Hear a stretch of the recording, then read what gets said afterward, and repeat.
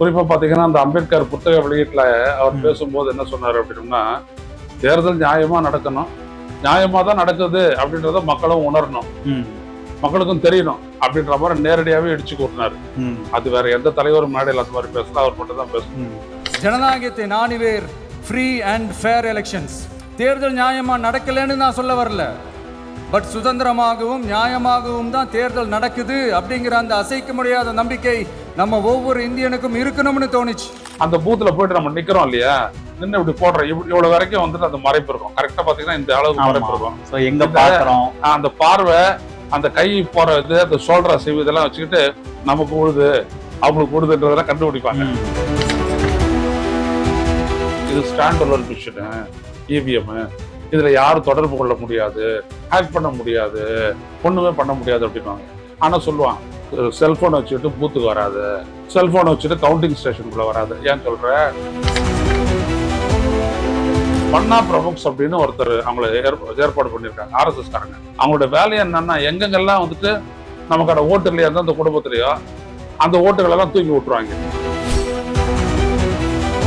இன்னொன்னு, ஓட்டு போலான உடனே அந்த உள்ளேயே இவிஎம் உள்ளேயே வேலை செஞ்சு ஓட்டை டிரான்ஸ்பர் பண்ணுவாங்க. இவ்வளவு கிட்டத்தட்ட 30 ஆண்டு காலம் ஆட்சியில இருந்த கட்சி அதிமுக. அந்த பூத் கமிட்டி ஆட்களே உள்ள இருக்க மாட்டாங்க, கவுண்டை மிஸ் பண்றாங்கும் போது புதுசா வந்திருக்கிற அனுபவம் இல்லாத தாவேகா இதை எப்படி சமாளிப்பாங்க? 22 லட்சம் ஓட்டு வாங்கினாரு 2019 தேர்தலில் வந்து டிடிவி தினகரனுடைய அம்மா மக்கள் முன்னேற்ற கழகம். 6% 6.2% ஓட்டு வாங்கினாரு. ஆனா அவருடைய 1900 பூத்துல அவருக்கு ஒரு ஓட்டு விட்டு. இப்போ ஒரு கலைஞரோ, ஒரு ஜெயலலிதாவோ, ஒரு எடப்பாடி பழனிசாமியோ, இல்லை ஒரு ஸ்டாலினோ, அவங்களுக்கு இருக்கிற மாதிரி மாவட்ட செயலாளர்களை பத்தி என்ன டவுட் தெரியுமா? பிரசாந்த் கிஷோர் ஒருபோதும் இவிஎம் மோசடியை பத்தி பேசுனதே இல்லை. அதனாலதான் நான் அவரையே மோசடிக்காரன். Vijay, take note of.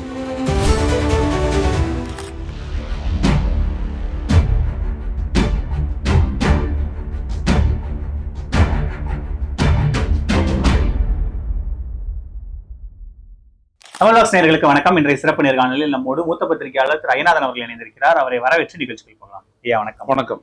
கோவையில தாவேகாவுடைய booth committee கருத்தரங்கம் வந்து நடக்க இருக்கு, 2 நாள் நடக்க இருக்கு. விஜய் வந்து அதுல கலந்துக்கிறாரு. அதிமுக பாஜக கூட்டணி உறுதியானதுக்கு அப்புறம் விஜய் கலந்துக்கிற முதல் பொது நிகழ்ச்சி. அங்கதான் பேச போறாங்க, பல வியூகங்களை அங்க வகுக்க போறாங்க. என்ன நம்ம இது எப்படி எடுத்துக்கலாம்? ஒரு பூத் கமிட்டி கூட்டம் இல்ல, பூத் கமிட்டி கூட்டம் இன்னைக்கு இருக்கக்கூடிய இந்த தேர்தல் நடைமுறையில ரொம்ப முக்கியத்துவம் வாய்ந்தது. நான் விஜய் சந்திக்கும் போது விஜய் கிட்ட வாக்கு எந்திர சூழ்ச்சி மக்களாட்சியின் வீழ்ச்சின்ற ஒரு புத்தகத்தை கொடுத்துருக்கிறேன். ஓகே. விஜய்க்கும் வந்துட்டு இந்த நாட்டுல தேர்தல்லாம் எப்படி நடக்குது அப்படின்றதெல்லாம் தெரியும். குறிப்பா பாத்தீங்கன்னா அந்த அம்பேத்கர் புத்தக வெளியீட்டுல அவர் பேசும்போது என்ன சொன்னாரு அப்படின்னா, தேர்தல் நியாயமா நடக்கணும், நியாயமா தான் நடக்குது அப்படின்றத மக்களும் உணரணும், மக்களுக்கும் தெரியணும் அப்படின்ற மாதிரி நேரடியாவே இடிச்சு கூட்டினாரு. அது வேற எந்த தலைவரும் மேடையில் அந்த மாதிரி பேசல, அவர் மட்டும் தான் பேசணும். அது உண்மையும் கூட.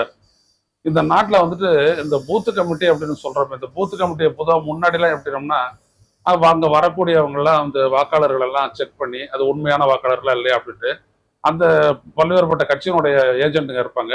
அவங்க சொல்லுவாங்க, நீ எந்த வீட்டுல இருக்கிறியா, எவ்வளவு கரமா இருக்கிற அப்படிலாம் கேட்பாங்க ஓட்டு போட போகும்போதே. ஸோ அந்த மாதிரி அவங்களுக்கு தெரியும். அதனால பூத்து கமிட்டி அப்படின்றது வந்துட்டு திமுக அதிமுக பொறுத்த வரைக்கும் ரொம்ப முக்கியத்துவம் வாய்ந்தது.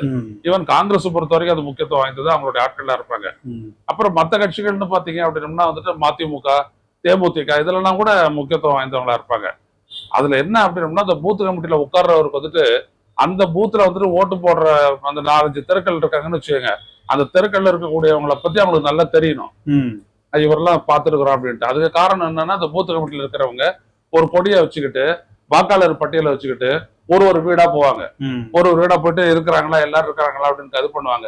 நடுவில் இறந்து போயிட்டாங்களா, யாராவது வேற இடத்துக்கு குடிபெயர்ந்துட்டாங்களா, எல்லாத்தையும் குறிச்சு வச்சுக்குவாங்க. குறிச்சு வச்சுக்கிட்டு அங்க அவங்க கள்ள ஓட்டு போடும்போது, நீங்க அந்த வீட்டுல இல்லையா அப்படின்வாங்க.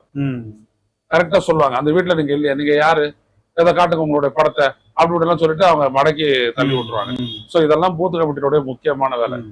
இது அல்லாம இப்போ ஒரு முக்கியமான ஒரு சிக்னிபிகன்ஸ் என்னன்னா, பூத்து கமிட்டியை பொறுத்த வரைக்கும் வாக்காளர் பட்டியல்ல வந்துட்டு ஜனவரியில பேர் இருக்கும், ஏப்ரல் மேல ஓட்டு போட போகும்போது இருக்காது, நடுவுல தூக்கிடுவாங்க. இதுதான் வந்துட்டு பாத்தீங்கன்னா கன்னியாகுமரியில நடந்தது, இங்க சென்னையில எல்லாம் நடந்தது. குறிப்பா முஸ்லிம்கள், கிறிஸ்டியன்ஸ் இவங்களுக்கு எல்லாம் நடந்தது. கன்னியாகுமரியில கிட்டத்தட்ட 50,000 ஓட்டு எடுத்துட்டாங்க 2019 தேர்தலுக்கு முன்னாடி. நாடு முழுவதும் அந்த மாதிரி கிட்டத்தட்ட 12,70,00,000 ஓட்டு வந்துட்டு ரிமூவ் பண்ணிட்டாங்க, யாருக்கும் சொல்லாத. இப்ப கூட பாத்தீங்கன்னா 2 கேஸ் வந்துட்டு சென்னை ஹைகோர்ட்டுக்கு வந்துச்சு.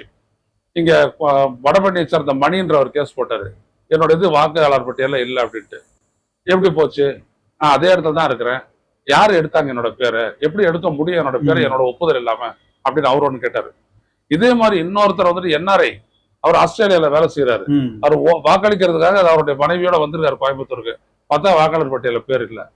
என்ன ஆச்சு அப்படின்னு கேட்டாரு. இது ரெண்டுத்தையும் தேர்தல் ஆணையத்துக்கிட்ட சொன்ன கோர்ட் என்ன சொல்லுதுன்னா, நீங்க முதல்ல இதுல வந்துட்டு கண்காணிப்போடு நீங்க செயல்படணும். இது எப்படி இது ஒரு வாக்காளருடைய ஒப்புதல் இல்லாம எப்படி வாக்காளர் பட்டியல இருந்து அவங்களோட பேர் நீக்கப்பட்டது? அதுக்கெல்லாம் இந்த தேர்தல் ஆணையம் வரைக்கும் பதில் சொன்னதே இல்லை. இப்போ என்ன பதில் சொல்ல போகுதுன்னு தெரியல. இதுதான் ரொம்ப முக்கியம். ஏன்னா பிஜேபியை பொறுத்த வரைக்கும் பன்னா பிரமுக்ஸ் அப்படின்னு ஒருத்தர் அவங்களை ஏற்பாடு பண்ணியிருக்காங்க, RSS காரங்க. அவங்களோட வேலை என்னன்னா, எங்கெங்கெல்லாம் வந்துட்டு நமக்கான ஓட்டு இல்லையா அந்த குடும்பத்திலேயோ அந்த ஓட்டுகள் எல்லாம் தூக்கி விட்டுருவாங்க. அதுக்கு வந்துட்டு பாத்தீங்க அப்படின்னா அதுக்குன்னே ஒரு போர்ட்டல் வசதியை வந்துட்டு தேர்தல் ஆணையம் கொடுத்துருக்கான். இப்ப நான் வந்துட்டு டவுன்லோட் பண்ணி கௌதமனோட பேரை போட்டு அவர் இந்த விலாசத்துல இல்லைன்னு நான் அப்லோட் பண்ணி விட்டாலும் உங்களோட பேர் போயிடும். ஓகே, இந்த மாதிரி எல்லாம் பண்றதுக்கான அப்படிதான் 12,70,00,000 பேரோட வாக்குகளை எடுத்திருக்கிறாங்க. அதுல 4 கோடி பேர் முஸ்லிம்ஸ், 3 கோடி பேர் பட்டியல் இனத்தவர்கள். அப்பவே அந்த மாதிரி சின்ன சின்ன கம்யூனிட்டிகளோட ஓட்டெல்லாம் கூட எடுத்துருவாங்க. இந்த மாதிரி ஒரு அச்சுறுத்தல் வந்துட்டு இருக்குது. இது விஜய் படிச்சு புரிஞ்சு உணர்ந்திருந்தாருன்னா, இவர் ஆதவ அர்ஜுனா கிட்ட அந்த புத்தகம் இருக்கு, என்னோட புத்தகம் இருக்கு அவரு. ஏன்னா நாங்க இந்த EVM பத்தி ஒரு போராட்டம் நடத்துற போது இதுல வள்ளுவர் கோட்டத்துல விடுதலை சிறுத்தைகள் சார்பா அப்ப அவரு பேசினாரு. அப்ப அவருக்கு நான் வந்து டாக்டர் காந்தராஜ் கொடுத்த புத்தகத்தை அவர் வாங்கிட்டாரு. சோ அவர் படிச்சிருந்தாருன்னா இதை பத்தியும் தெரியும். சோ இவங்க 2 பேருக்கு தெரியும் என்ன பண்ணுவாங்க அப்படின்ட்டு. இப்போ இவங்களுக்கு இதுதான் ரொம்ப முக்கியம். ஒண்ணு இது ஒரு பக்கம். இன்னொரு பக்கம் என்னன்னா, ஒரு பூத்துல நமக்கு எவ்வளவு ஓட்டு விழுந்துச்சுன்றதை கண்டுபிடிக்கணும். அதுதான் ரொம்ப முக்கியமானது.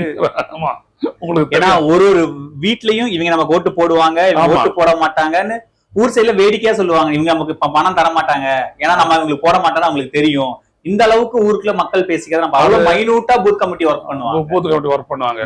நாங்க தொடர்ந்து சூரியனுக்கு தான் போட்டுட்டு இருப்போம், இன்னொரு குடும்பத்துல நாங்க தொடர்ந்து இலைக்கு தான் போட்டுட்டு இருக்கிறோம், நாங்க தொடர்ந்து கைக்கு தான் போட்டு அப்படிலாம் சொல்லுவாங்க. அதெல்லாம் வந்துட்டு இவங்க குறிச்சு வச்சுக்கணும்.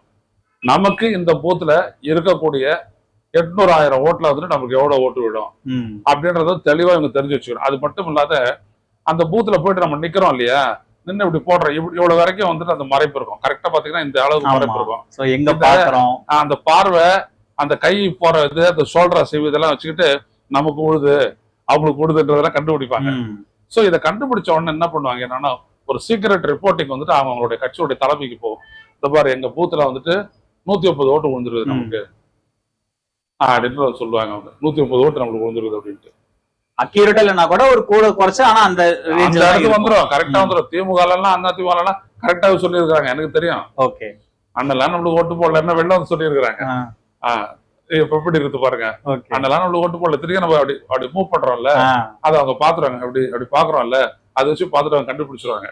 இப்படி எல்லாம் சொல்லக்கூடியவங்களா இருக்காங்க. இதுல இன்னொரு முக்கியமான ஒரு விடயம் என்னன்னா, ஏன் இது இம்பார்ட்டன்ஸ் இது எவ்வளவு ஓட்டு கொடுத்துன்றது. இவங்க என்ன பண்ணிருக்கிறாங்க, ஒண்ணு வாக்காளர் பட்டியல் இருந்து வாக்காளர்களை நீக்கிறது. இதுதான் மராட்டியத்துல எல்லாம் கூட பெரும் பிரச்சனையாகி ராகுல் காந்தி வரைக்கும் பேசியிருக்கிறாங்க.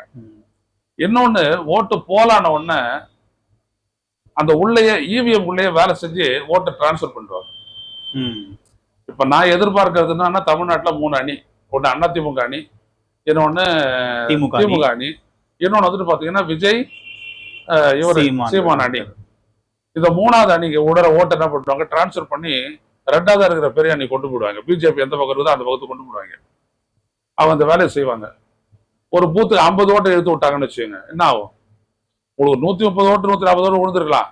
50 ஓட்டு போயிட்டோம்னா 90 ஓட்டு. நீங்க என்ன நினைப்பீங்க, சரி ஏதோ நம்ம போட்ட பண்ண கால்குலேஷன் ஏதோ தப்பு போலன்னு நினைப்பீங்க. ஆனா ஓட்டு இந்த மாதிரி டிரான்ஸ்பர் பண்ணிருப்பாங்க. இதை ப்ரோக்ராம் பண்ணியும் பண்ணலாம், ஓட்டு போலானதுக்கு அப்புறமும் பண்ணலாம், ஹேக்கிங் இப்படியும் பண்ணலாம். இவ்வளவுத்தையும் புரிஞ்சவங்களா விஜயனுடைய பூத்ல உட்கார்றவன் இருக்கணும். இன்னொன்னு ஒரு முக்கியமான விஷயம், கடந்த தேர்தலில் திரு எடப்பாடி பழனிசாமி அவர்கள் இப்ப சமீபத்துல பேசும்போது கூட பூத் கமிட்டியில ஆள் இல்ல, 11 மணிக்கு மேல யாருமே இல்ல, நம்ம அவ்வளவு பூத் கமிட்டியில வச்சாங்க, யாரும் உட்காரல, உங்க கணிப்பு எல்லாம் தப்பா இருக்கு அப்படின்னு சொல்றாரு. இவ்வளவு கிட்டத்தட்ட 30 ஆண்டு காலம் ஆட்சியில இருந்த கட்சி அதிமுக, அந்த பூத் கமிட்டி ஆட்களே உள்ள இருக்க மாட்டாங்க, கவுண்ட மிஸ் பண்றாங்கும் போது புதுசா வந்திருக்கிற அனுபவம் இல்லாத தாவேகா இதை எப்படி சமாளிப்பாங்க? எந்த கட்சிக்குமே வந்துட்டு இந்த அறிவு கிடையாதுங்க. திமுக என்ன பண்ணிட்டாங்க அழகா, அவங்க வந்துட்டு ஒரு வார் ரூம் உருவாக்கிட்டாங்க. உருவாக்கி என்னென்னலாம் ஃப்ராடுலன்ஸ் நடக்குமோ அவ்வளோத்தையும் எப்படி செக் பண்றதுன்னு அவங்க பாத்துட்டாங்க. அவங்க இப்போ 2021 தேர்தலில் அவங்க ரொம்ப அதையும் தாண்டி நடந்ததுன்னு வச்சுங்க. நான் என்னன்றதை நான் சொல்றேன். அவங்க என்ன பண்ணிட்டாங்கன்னா, அந்த போலாய் முடிச்சிட்ட உடனே எவ்வளவு போல் இந்த ஓட்டு இந்த பூத்துல போலாச்சு அப்படின்னு ஃபார்ம் 17C அதை வந்துட்டு புடிச்சு எடுத்துட்டு போயிட்டு என்ன பண்ணிட்டாங்க, இந்த பூத்துல இவ்வளவு ஓட்டு போலாச்சுட்டு இவங்களோட சைட்ல ஏத்திட்டாங்க. சோ தேர்தல் ஆணையம் வந்துட்டு சொல்லணும் இல்லையா, இன்னைக்கு இவ்வளவுதான் போலாச்சுன்னு சொல்லுவோம், அடுத்த 2 நாள் கழிச்சு பர்சன்டேஜ் எல்லாம் உயர்த்தி சொல்லல. அந்த இது இங்க தமிழ்நாட்டுல நடக்கல. ஒரே ஒரு பர்சன்ட் தான் அவங்களால பண்ண முடிஞ்சது, வேற எதுவும் பண்ண முடியல. தமிழ்நாட்டிலையும் முடியல, கேரளாலையும் முடியல. ஆனா ஆந்திராலையும் தெலுங்கானாலையும் ஒரிசாலையும் 12% மேல வரைக்கும் பண்ணிட்டாங்க. பண்ணிக்கிட்டு தூக்கி விட்டு ஆட்சியை பிடிச்சிட்டாங்க, விட்டுருங்க, அவ்வளவுதான். இப்ப இவ்வளவு விஷயத்தையும் தெரியறதுக்கு எந்த கட்சியுமே இல்லை. அதிமுக காரனுக்கு சுத்தமா தெரியாது. ஆனா நான் அதிமுக காரங்கன்னா நான் போன தேர்தலில் அலர்ட் பண்ணேன். மக்களவை தேர்தல்கள் நான் அலர்ட் பண்ணேன். உஷரா இருங்க, என்ன 3 அணி நிக்குது, அவங்களுடைய அணிக்கு உங்களுடைய ஓட்டு போகும்ட்டு ரொம்ப என்ன நினைச்சிட்டு இருக்கிறோம். சட்டப்பேரவையில் அவங்க 33% வாங்கினாங்க, மக்களவை தேர்தலில் அவங்களுடைய ஓட்டு 22% குறைஞ்சிச்சு, இவங்களுக்கு 11.5% ஆயிடுச்சு, இவங்களுடைய கூட்டணி எல்லாம் பர்சன்டேஜ் பேசுறவங்க கூடிய எப்படி 11% ஓட்டு குறையுமா? அதிமுகவுக்கு குறைஞ்சிருக்கு, நம்பர் அப்படிதான் சொல்லுது. பேசாத இருக்கிறாங்களா? ஆனா அதிமுகவோட ஒரு முன்னணி தலைவர்கிட்ட கூப்பிட்டு நான் பேசினேன். அவர் நைட்டு நான் தலைவரோட பேசினேன், உங்கள்கிட்ட பேசுறேன் அப்படின்னாரு. பேசவே இல்லை. Vijay take note of it. இதுதான் இங்க விஷயம். ஒரு பூத்துல இருந்துட்டு அந்த மெஷின்ல இருந்துட்டு அது கவுண்டிங் வரைக்கும் எவ்வளவு வேலை நடக்கும், என்ன பண்ண போறீங்க? இதை கண்டெயின் பண்ணல அப்படின்னா உங்களுக்கு ஓட்டு ஊழம், ஆனா உங்க கணக்குல இருக்காது, அது உங்களுக்கு தெரியாது. அப்படியே பண்ண முடியுமாங்கய்யா? நம்ம தேர்தல் ஜனநாயகத்தை நம்ம அவ்வளவு சந்தேகம் கொண்டு என்னங்கய்யா அது? அதான் நான் சொல்றேன், எலான் மஸ்க் இது வந்துட்டு ஆர்டிபிஷியல் இன்டெலிஜென்ஸ் காலம், இதுல என்ன வேணாலும் பண்ணலாம் அப்படின்னு சொன்ன போது பெசாதானே உட்காந்துட்டு இருந்தாங்க. நான் இருக்கிற இவிஎம்ல வச்சு நடக்கிறதே வந்துட்டு நான் மாத்துவேன்னு ஏன் சொல்றாரு ட்ரம்ப்? மோடியை வச்சுக்கிட்டு தானே சொன்னாரு. ஏன் சொன்னாரு? ஏன்னா இதுல ஹேக் பண்ணலாம். Anything that has been used with. இப்போ இங்க இருக்குது, நான் உங்ககிட்ட எதுவுமே பேசல, நான் உங்களோட ஒரு சாக்ஸை பத்தி பேசுறேன்னா எனக்கு சாக்ஸ்ல அட்வர்டைஸ்மெண்ட் வரும். எப்படி வருது? அதான் அந்த வாய்ஸ் வந்து கேட்டுக்கிட்டு என்ன பண்ணுது அது? அதை வந்து ஒரு குக்கியா ஸ்டோர் பண்ணி நம்மளுடைய சர்ச்சுக்கு தகுந்த மாதிரி நமக்கு டிஸ்பிளே பண்ணி நம்மளுக்கு உடனே சர்ச் பண்ணா வரலாம், பண்ணாமலே வருது அட்வர்டைஸ்மெண்ட். நான் அந்த மாதிரி நிறைய பொருளை பார்த்துருக்குறேன். அப்போ இதை வச்சுக்கிட்டே இவ்வளவு வேலை செய்யலாம்னா ஸ்பெசிஃபிக்கா அது இருக்குத அவங்க கூட சொல்லுவாங்க, இது ஸ்டாண்ட் அலோன் மிஷினு, இவிஎம், இதுல யாரும் தொடர்பு கொள்ள முடியாது, ஹேக் பண்ண முடியாது, ஒண்ணுமே பண்ண முடியாது அப்படின்வாங்க. ஆனா சொல்லுவான், செல்போனை வச்சுக்கிட்டு பூத்துக்கு வராது, செல்போனை வச்சுட்டு கவுண்டிங் ஸ்டேஷனுக்குள்ள வராது. ஏன் சொல்ற? அதான் ஒன்றும் பண்ண முடியாது இல்ல, பெசாது இருக்க வேண்டியதானே. புரியுதுங்களா? நான் எல்லாத்தையும் எழுதியிருக்கிறேன் என் புத்தகத்துல, தெளிவா எழுதியிருக்கிறேன். தெளிவா பலரும் கடிதம் போட்டிருக்காங்க அந்த தேர்தல் ஆணையத்துக்கு, செய்யவே மாட்டாங்க. அதனால தான் அந்த உலகம் ஃபுல்லா முன்னேறிய நாடுகள் எல்லாத்துலயும் பாத்தீங்கன்னா வாக்குச்சீட்டு தான். மேல இருந்து கேமரா வந்துட்டு நீங்க போடுற ஓட்டை பதிவு பண்ணிக்கோ. டவுட் வந்துச்சுன்னா அந்த கேமரா பதிவு எடுத்து டக்கு டக்கு டக்கு டக்குன்னு பார்ப்பாங்க. ஏன்னா பேப்பர்ல வந்துட்டு சீரியல் நம்பர் இருக்கும், அந்த சீரியல் நம்பரோட அது ஃபோக்கஸ் பண்ணி அடிச்சிடும். புரியுதுங்களா? இது மட்டும்தான். இது எலக்ட்ரானிக்ஸ் எல்லாம் சும்மா பூதல். நான் ஒண்ணு சொல்றேன் பாருங்க, 22 லட்சம் ஓட்டு வாங்கினாரு 2019 தேர்தலில் வந்து டிடிவி தினகரனுடைய அம்மா மக்கள் முன்னேற்ற கழகம். 6% 6.2% ஓட்டு வாங்கினாரு. ஆனா அவருடைய 1900 பூத்துல அவருக்கு ஒரு ஓட்டு கூட கிடையாது. எங்க போச்சு அந்த ஓட்டுல? தொடச்சு தூக்கிட்டாங்க. அவரும் பேசினாரு, நானும் பேசுனேன். எப்படி ஆச்சு? இதே மாதிரி சுப்பிரமணிய சாமிக்காச்சு, அதனால தான் அவர் கேஸ் போட்டார் இவிஎம் மேல. நினைப்பு வச்சுங்க. சோ இவ்வளத்தையும் நான் குறிப்பிட்டு வச்சிருக்கிறேன் அந்த புத்தகத்துல. விஜய் படிச்சிருப்பாருன்னு நினைக்கிறீங்களா? இல்ல அதாவது அவர் இன்னைக்கு ஒரு கட்சி தலைவர், அவர் இன்னொருத்தங்கிட்ட கூட படிக்க கொடுத்துட்டு இதனுடைய விவரத்தை சொல்லுன்னு சொல்லியிருக்கலாம். இல்ல கூட இருக்கக்கூடிய அவரு ஆதவ அர்ஜுன் கிட்ட சொல்லி இல்ல என்கிட்ட இருக்கிற புஸ்தகம் சரி இதை படி, இதை முழுமையா படி, நம்ம இதை எப்படி பண்ணலாம் அப்படின்னு சொல்லியிருக்கலாம். யாரையும் நீங்க வந்துட்டு ரூல் அவுட் பண்ண முடியாது. ஏன்னா 3வது அணியா ஒண்ணு வரும்போது அது ரிசல்ட்டை மாத்தும், பாதிக்கும். என்ன சொல்லுவாங்க, நம்ம வந்துட்டு 2016 தேர்தல் அப்ப மக்கள் நல கூட்டணி வச்சதுனால அதிமுக எதிர்ஓட்ட அவங்க பிரிச்சாங்க, மறுபடியும் அதிமுக ஜெயிச்சிருச்சு அப்படின்னாங்க. அதே மாதிரி உங்களுடைய ஓட்டை தூக்கி டிரான்ஸ்பர் பண்ணலாம், டிரான்ஸ்பர் பண்ணி முடிச்சிட்டாங்க அப்படின்னா. ஏன்னா இத தேர்தல் ஆணையத்துல போய் உட்காந்துக்கிட்டு ஒரு ஐடி என்ஜினியர் வந்துட்டு இதை நேரா நிரூபிக்கிறேன் அப்படின்னாரு. பாயபுத்திரி பிரசாத் இருக்காங்க, ஓபன் பண்ணிட்டோன்னு சொன்னாரு. நான் ஈஸியா அதுல இருக்கிற ஓட்டை நான் டிரான்ஸ்பர் பண்ணுவேன். புரியுதுங்களா? அந்த மாதிரி இந்த நாட்டுல எல்லாமே நடந்திருக்குது. அப்போ பூத்து கமிட்டி அப்படின்னு நானே சொல்றோம் அப்படின்னா எவ்வளவு விவரங்களையும் வச்சுக்கிட்டு இதை ஆக்ட் பண்ணணும். இதே மாதிரி அதை மிஸ்லீட் பண்றதுக்கும் இருக்குது, அந்த மிஷினை மிஸ்லீட் பண்றதுக்கான வித்தை எல்லாமும் இருக்குது. விஜய் எந்த அளவுக்கு இந்த பூத் கமிட்டி எஃபெக்டிவா பண்ணுவார்? ஏன்னா புதிய கட்சி இவ்வளவு பெரிய பூத் கமிட்டி கருத்தரங்கம் போடுறதே பெரிய விஷயம் இல்ல. ஆமா, அதனாலதான் நான் சொல்ல வரேன். சோ அவர்கிட்ட ஏதோ ஒரு சோர்ஸ்ல இருந்து ஏதாவது ஒரு லீக் ஆகியிருக்கலாம், அவருக்கு தெரிஞ்சிருக்கலாம். இப்ப நம்ம கொடுத்த புத்தகம் அது இல்லாத அவருக்கு மத்த சோர்சஸ் வந்திருக்கலாம். அதனால இவர் பூத்து கமிட்டியை எப்படி இவங்க இயக்குறாங்க அப்படின்றத பொறுத்து நீங்க பேசுறதே கண்டுக்கலாம். இல்ல பழையபடி ஒரு எழுதி கொடுத்த வசனத்தை 20 நிமிஷம் பேசிவிட்டு கடையை மூடிட்டாரு அப்படின்னு போகஸ் முடிஞ்சு போச்சு, ஒண்ணும் இல்ல. ஓகே, அதுல ஏன்னா அவங்களுக்கு போக்கஸ் கொடுக்கணும், அவங்களுக்கு ஒண்ணும் தெரியாது, அவங்க ரசிகர்கள்.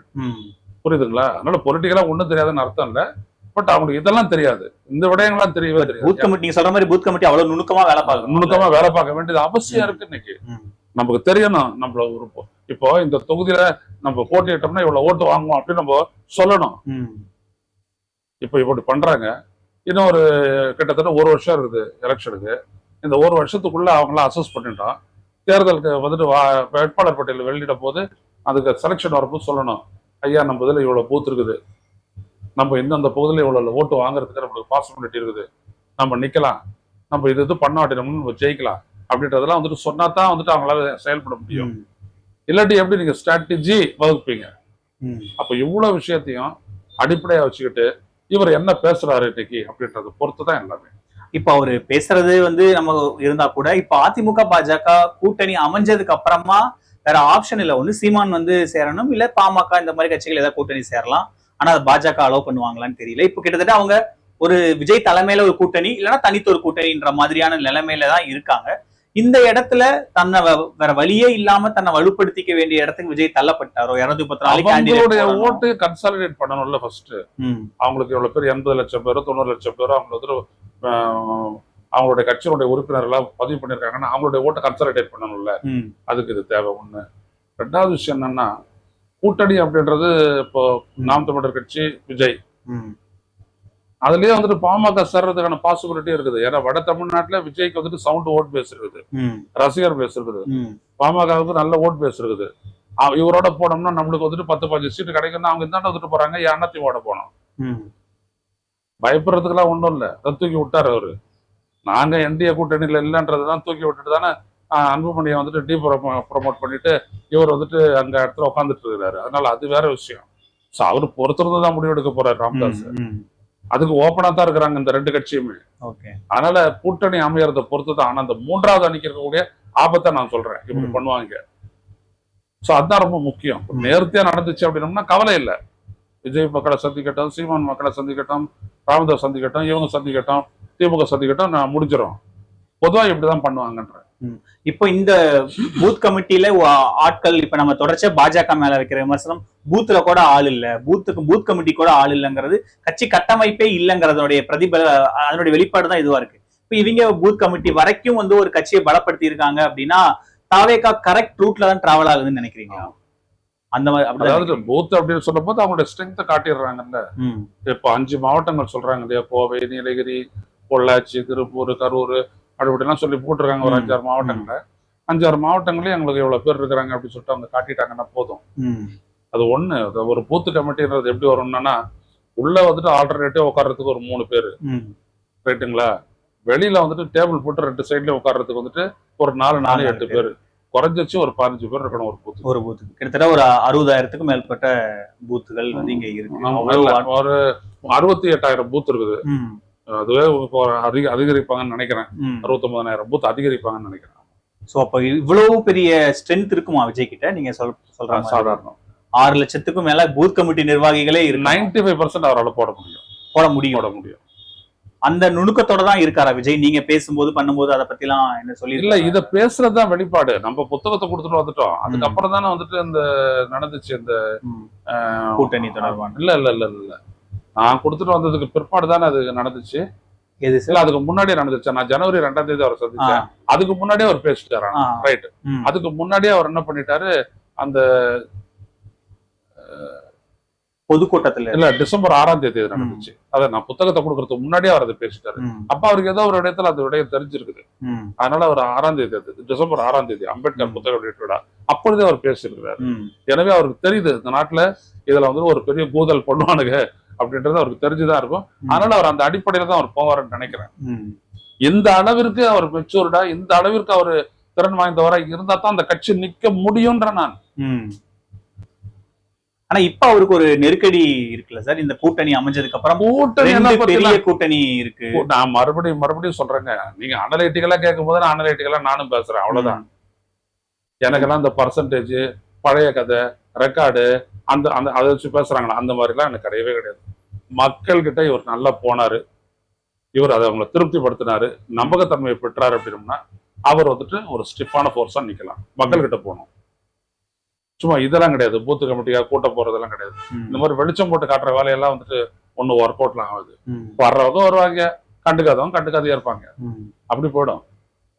புரியுதுங்களா? சோ நீங்க மக்கள் கிட்ட போகும்போது அவங்களுடைய பிரச்சனை. அதனாலதான் விஜய் பரந்தூருக்கு போடும்போது அது பெருசா பேசப்பட்டது. சோ அந்த மாதிரி இடத்தான் நீங்க பாக்கணும்.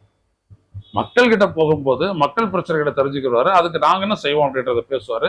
அதை மக்கள் ஏத்துக்காது, அதை பொறுத்து வாக்கு சதவீதம் அதிகமாகும், வாக்கு அதிகமாகும். சோ அப்படிதான் பார்க்கணும். இப்ப நீங்க சொன்ன மாதிரி திமுக ஒரு வார் ரூம் வச்சு இது ஒட்டுமொத்தமா கண்ட்ரோல் பண்ணாங்க 2021.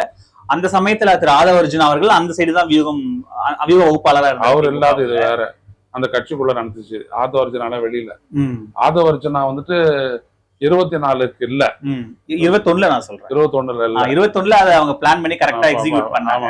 இப்ப அதே மாதிரியான ஒரு அதெல்லாம் ஆதவர்ஜுனா எல்லாம் கிடையாது. இந்த பூத் வேலை அப்படின்றது வந்துட்டு முழுக்க இது வந்துட்டு ஒரு ஸ்ட்ராட்டஜி களவாணித்தனம். இது பாஜக அடாப்ட் பண்ணது. இது காங்கிரஸ் என்னன்னோ பண்ணி பார்த்தாங்க, ஒண்ணும் நடக்கல. ஆனா திமுக அடாப்ட் பண்ணாங்க. அடாப்ட் பண்ணி 17 சீட் எல்லாம் வச்சு கண்டெயின் பண்ணாங்க. இல்ல ஒரு சென்ட்ரலைஸ்டா இருக்கிறது நல்லது தானே? ஆமா அதான் வர்றோம். காங்கிரஸ்ல ஆள் இல்லாத இல்ல, சசிகாந்த் செந்தில்லாம் வந்துட்டு கில்லாடி, இதெல்லாம் விவரம் தெரிஞ்சு வருதா. அவர் கர்நாடகாலே ஆபரேட் பண்ணிட்டு வந்தவர் தான். அதனால அவர்லாம் இந்த முறை எல்லாரும் தமிழ்நாட்டை பொறுத்த வரைக்கும் ஒன்றும் பிரச்சனை இல்லைங்க. விஜய் பொறுத்த வரைக்கும் அவருடைய கட்சி அவர் என்ன பண்றாரு அப்படின்றதான். எக்ஸ்பர்ட் ஆதவர்ஜுனா இருக்காரு, ஜான் ஆரோக்கிய இல்ல அவருக்கு தெரியாது, ஜான் ஆரோக்கியம் கிடையாது. ஆதவர்ஜுனாங்க மட்டும் இந்த புத்தகத்தை படிச்சிருந்தாருன்னா அவருக்கு தெரியும். எனக்கு தெரிஞ்சு அவருக்குலாம் மற்றபடி எந்த அளவுக்கு தெரியும்ன்றதுலாம் தெரியாது, மற்ற யாருக்கும் தெரியாது. இல்ல இந்த கிட்டத்தட்ட நீங்க புசி ஆனந்த் இருக்காரு, ஜான் ஆரோக்கியசாமி, ஆதவர்ஜுனா, பிரசாந்த் கிஷோர், இவ்வளவு பேரு. நான் சொன்னதை மட்டும் எடுத்துக்கோங்க, விஜய், ஆதவர்ஜுனா, அவ்வளவுதான். மத்தவங்க யாருக்கு இதை பத்தி எந்த ஐடியாவும் இருக்காதுன்ற கிடையாது. விஜய் என்னுடைய பர்சனல் நீங்க அதெல்லாம் நீங்க வந்துட்டு வச்சுக்கோங்க, அப்படி ஓரமா வச்சு. பிரசாந்த் கிஷோர் ஒருபோதும் இவிஎம் மோசடியை பத்தி பேசுனதே இல்லை. அதனாலதான் நான் அவரையே மோசடிக்காரன்றேன். இந்த உலகத்துக்கே தெரியும் அந்த இவிஎம் வச்சுட்டு என்ன பண்ணலான்ட்டு, என்ன பண்ணிருக்கிறாங்கன்றது தெரியும். புரியுதுங்களா? இப்ப இந்த பஹல்காம்ல நடந்துச்சு, உடனே நேரம் ஓடி போயிட்டு பீகார்ல போயிட்டு பேசுறாரு. ஏன் டெல்லியில இருந்துட்டு பேசுற மக்களுக்கு கேட்காதோ? ஏன் பீகார்ல போய் பேசுற? பீகார் மண்ணில இருந்து இருமொழி கொள்கை, முதல்ல ஹிந்தியில அப்புறம் இங்கிலீஷ்ல. எதுக்கு? அவங்களுடைய நோக்கம் அவ்வளவுதான். புரியுதுங்களா? எல்லாமே குறுக்கு வழிதான். மோடியும் அமித்ஷாவும் பொறுத்த வரைக்கும் எல்லாத்துக்குமே குறுக்கு வழிதான். எதுவா இருந்தாலும் குறுக்கு வழிதான். எங்க எந்த கார்பரேட்டு எந்த கட்சிக்கு பணம் கொடுக்குறான் அப்படின்றது சீக்கிரட்டா வச்சு சட்டம் போட்டவங்களாச்சும் அவங்க எதை அவங்க ஓப்பனா செய்வாங்க? இப்போ வாங்க. அதனால இந்த அளவுக்கெல்லாம் எந்த கட்சிக்குமே இல்லை. அதனால விஜய் எல்லாம் ரொம்ப வச்சிருக்காரு. இப்போ இந்த ஒரு புதிய கட்சி ஒரு பூத் கமிட்டியில இருக்கிற சிக்கல்களை நீங்க பட்டியலிட்டீங்க. இதை எப்படி அவங்க ஓவர் கம் பண்ணணும்? இவ்வளவு சிக்கல்கள் இருக்கு, இதை இவ்வளவு நுணுக்கமா வேலை பார்க்கணும். இதை எப்படி அதை ஓவர் கம் பண்ணி எப்படி இதை பூத்ல ஆர்கனைஸ்டா பண்ணணும்? அது தலைமையில இருந்து உத்தரவு போகணுமா, இல்ல இது யார் மானிட்டர் பண்றது? இதை எப்படி ஒரு ஆர்கனைஸ்டா வைக்கணும்? அதுக்குதான் இது பூத் கமிட்டி மீட்டிங். வேற எதுக்கு பூத் கமிட்டி மீட்டிங்? உங்களை யார் யார் எவ்வளவு பேர் போட்டிருக்கீங்க அப்படின்னு சொல்றது பூத். இந்த விஷயத்த சொல்லணும். இப்ப விஜய் இந்த விஷயத்துல வந்துட்டு அட்லீஸ்ட் பாதி விஷயத்தவா சொல்லணும். எப்படி பண்ணுவாங்க நம்மளை கவுக்கிறதுக்கு அப்படின்றத அவர் சொல்லிட்டாரு அப்படின்னா தேர்தல் ஆணையத்துக்கு பெல் அடிச்சிடும். ஏன்னா விஜய் போன்ற ஒரு ஆட்கள் வழியா இந்த மோசடி வெளில போச்சு அப்படின்னா மக்கள் நம்பிடுவாங்கல்ல. இது வர பூசா வந்தவங்க கூட சொல்றான் அந்த விஷயத்த, இவ்வளவு தூரம் மோசடி தானே நடந்துட்டு இருக்குது அப்படின்னா காலியாச்சு பிஜேபி. ஆனா பொதுவா விஜய் வந்துட்டு உள்ளபடியே ஒரு பொட்டன்ஷியல் டேஞ்சர் தான் தேர்தல் ஆணையம் மற்ற கட்சிகளுக்கெல்லாம். அதெல்லாம் வந்துட்டு நம்ம மறுக்கலாம் முடியாது. ஆனா அவர் அரசியல் எப்படி கொண்டு போறாருன்றதை பொறுத்துதான் எல்லாமே. அரசியலை வந்துட்டு சாதாரணமா எடுத்துக்க முடியாது. ஒரு 10 நிமிஷம் பேச்சு அப்படிலாம் இல்லை. உணர்ந்து அதை புரிஞ்சுக்கிட்டு அவர் வெளிப்படுத்தணும். பொதுவா இந்த தேர்தலில் தோல்வி விடுற கட்சிகள் வைக்கிற விமர்சனம் வந்து இவிஎம் மேல. அப்ப வந்து கள்ள ஓட்டு மாத்தி ஓட்டு போட்டாங்க, இந்த மாதிரியான விஷயங்களை தொடர்ச்சியா சொல்லுவாங்க. ஆனா இங்க இந்த தேர்தல் ஜனநாயகத்துல இப்படிதான் ஓட்டு, இந்த மிஷின் வச்சுதான் ஓட்டு போடணும், இதுல வர முடிவுகள் தான் ஆட்சி யார் தீர்மானிக்குது அப்படிங்கும்போது இதுக்குள்ளதான ஒரு கட்சி ஒர்க் பண்ணணும். இதுக்குள்ள இருக்கிற சந்தேகங்களை கிளப்பிக்கிட்டே இருந்தா ஒரு டிஃபென்ஸ் மோட்லயே இருக்கிற மாதிரியான. நான் அப்போ ஒண்ணு சொல்லட்டுமா? திருட்டுத்தனதான் எல்லா கட்சியும் கத்துக்கணும். அதான் ஜனநாயகத்துக்கு சரி. சரிதானா? உங்களால ஹேக் பண்ணி ஜெயிக்க முடியும்னா உங்களால இன்னொருத்தனும் ஹேக் பண்ணி முடியும்ன்றது அது ஜனநாயகம். அது நீங்க போட்ட ஓட்டு யாருக்கு போட்டீங்கன்றதுக்கே உங்களுக்கு அத்தாட்சி கிடையாது. இவிஎம்ல அதான் நிறைய விவிபேட் அது நிறைய விவிபேட் தான் எண்ண கூடாதுன்னு சொல்லிவிட்டானே. அப்புறம் என்னத்த விவிபேட் நீங்க ஓட்ட போட்டு பாக்கலாம்ல, அந்த ஓட்டு தெரியுது அவ்வளவுதான். அது என்ன தானே தெரியும். இதுக்கு அதுக்கு வித்தியாசம் வந்திருக்குதே. நான் என் புத்தகத்திலே நான் குறிப்பிட்டிருக்கிறேனே, கிளியரா டேட்டாவை நான் கொடுத்துருக்கிறேனே. இல்லாட்டி நம்மள அமைக்க தூக்கி உள்ள போட்டுட்டு இருப்பான். சும்மா ஒன்றும் கிடையாது. நான் கை வச்ச இடம் நான் மட்டும் இல்லை, ஏராளமான பேர். மதன் பி லோகோர் அப்படின்ற எக்ஸ் உச்சநீதிமன்ற உச்சநீதிமன்ற நீதிபதியோட தலைமையில தான் இந்த சிட்டிசன் கமிஷன் ஆன் எலெக்ஷன் அப்படின்ற ஒரு அமைப்பு இயங்குது. இருக்கு பாருங்க, எலக்டோரல் டெமோக்ரஸி அப்படின்னு கேள்வி போட்டிருக்காங்க பாருங்க. அவ்வளவு பெரிய புத்தகத்தை வெளியிட்டாங்க அவங்க. ஏன் வெளியிட்டாங்க? அந்த அளவுக்கு இந்த தேர்தல் ஜனநாயகம், இந்த தேர்தல் நடைமுறை அப்படின்றது, எலக்டோரல் ப்ராசஸ்ன்றது அவ்வளவு மோசமானது இந்த நாட்டுல. அதனாலதான் சொல்லியிருக்காங்க. அப்போ நேர்த்தியா நடக்காத ஒழிய அது மேண்டேட் கிடையாது, மக்களுடைய தீர்ப்பு கிடையாது. அதான் பிரச்சனையே. அப்போ இதை தடுக்கணும்னா இதை எக்ஸ்போஸ் பண்றதுதான் ஒரே வழி. ஓகே, எல்லாமே பண்ணிட்டாங்க. இல்லாட்டி நான் 150 பேஜுக்கு நான் புத்தகம் எழுத முடியுமா? எல்லாத்தையும் ஆதாரத்தோட நான் எழுதினேன். என் புத்தகத்துல எவனும் மறுக்கலாம் முடியாது. சும்மா உட்காந்துக்கிட்டு எல்லாத்தையும் ஆதாரம் போட்டு எப்படி எழுதினேன்? ஒண்ணுமே இல்லை. அது 6 மாசத்துல எப்படி பிஜேபி இப்போ மராட்டியத்தை தோத்துட்டாங்க. மக்களவை தேர்தல 47 இடம் அப்போ நடந்தது தேர்தல். 48 47 40 இடத்துல 30 இடத்துல பிஜேபி லாஸ்ட். அடுத்த ஒரு 6 மாசத்துல சட்டப்பேரவை தடவை பெரிய அளவு அவங்க ஜெயிச்சுட்டாங்க. எப்படி இது? ஏங்க அவ்வளவு தூரம் சட்டப்பேரவையில மாநிலத்துக்கு அவர்கள் தான் சிறந்தவர்கள் தேர்ந்தெடுக்கிறவங்க, அதே ஆளைதான் அங்க மேலையும் தேர்ந்தெடுப்பாங்க. இதுக்கு ஒரு மாதிரி ஓட்டு போடுவாங்க, அதுக்கு மாதிரி ஒரு ஓட்டு போடுவாங்கன்னு பிஜேபி காரன் புலி வேஷம் போடுறானே. எதுக்கு அது மாதிரி மாத்து போனா? மோடி தான் நல்லா நாட்டை காப்பாத்துவாரு, இன்னும் மோடி தான் நல்லா வளர்ச்சி கொண்டு போவாரு. அப்ப 2 இடத்துக்கு போட வேண்டியதானே? அப்ப இது வல்ல முக்கியம். சோ இது எல்லாமே விஜய் எல்லாத்தையும் கண்காணிக்கணும் அவங்க பூத் கமிட்டில. இந்த அளவிற்கான விவரம் தெரிஞ்சு இதுக்கு என்ன மாற்று அப்படின்னு சொன்னா அதுக்கேற்ற ஆள் வர. ஏன் விஜய் கட்சியில வந்துட்டு ஐடி எக்ஸ்பர்ட்ஸ் எல்லாம் இல்லையா? சொல்றாருல என் டீம் தான் பயங்கர டீம் படம் எப்படிலாம் சொல்றாருல, அதை வச்சு அவங்க பண்ணலாம். இப்ப முக்கியமா இப்போ ஐயா என்னோட இது வந்துட்டு ஜெயிக்கிறது தோக்குறது இல்ல. இந்த தேர்தல் நேர்மையா நடக்கணும். நேர்மையான முடிவுல எது வேணாலும் ஆகட்டும், அதை பத்தி ஒண்ணு இல்லை. நேர்மையா நடக்கணும். அந்த நேர்மைக்கு எதிராக இதெல்லாம் இருக்குன்றதை நான் சுட்டி காட்டுறேன். ஓகே, அதைத்தான் விஜய் வந்துட்டு பார்க்கணுன்ற.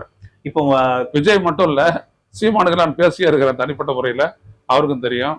ஐயா ராமதாஸ் போன்றவர்களுக்கு எனக்கு நல்லா தெரியும். இப்ப மாநாட்டுக்கு அப்புறமா ஒரு வெளியில, அதாவது கொங்கு மண்டலத்துல இந்த பூத் கமிட்டிய ஃபர்ஸ்ட் பூத் கமிட்டிய போட்டிருக்காங்க. அந்த ரீஜன்ல ஏதாவது டார்கெட் அந்த மாதிரி ஏதாவது ஸ்பெசிபிக் ரீசன் இருக்குமா? இல்ல எல்லா இடத்துக்கும் அவர் போறதா தானே இருக்காரு. எல்லா இடத்துக்கும் போறதா தான் இருக்கு.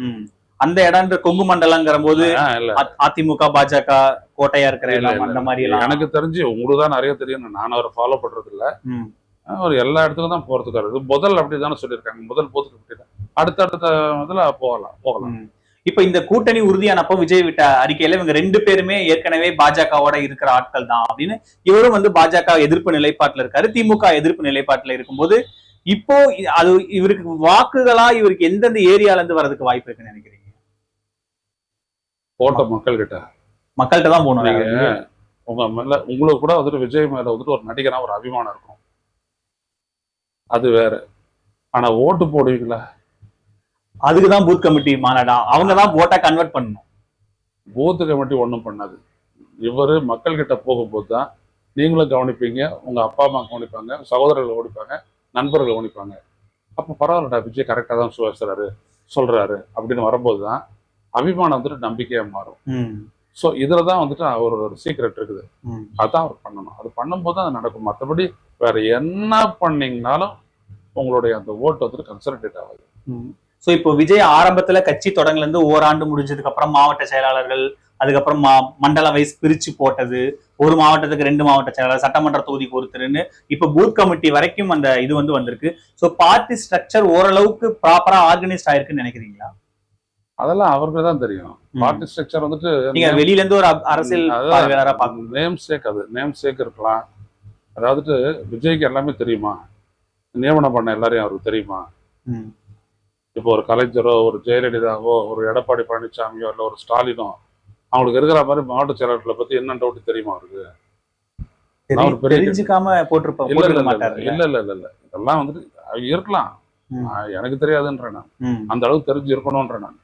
விவரமா இருந்தீங்கன்னா தான் உங்க கட்சியை பற்றி விவரமா இருக்குதுன்னா தான். இப்போ ஒரு கட்சின்றது வந்துட்டு என்னன்னா மாவட்டத்தையும் தாண்டி ஒரு ஒன்றியத்துக்குள்ள ஒரு கிராமம், அதுக்குள்ள வந்துட்டு பாத்தீங்கன்னா நகரம், இப்படியெல்லாம் பல்வேறுபட்ட இருக்குது.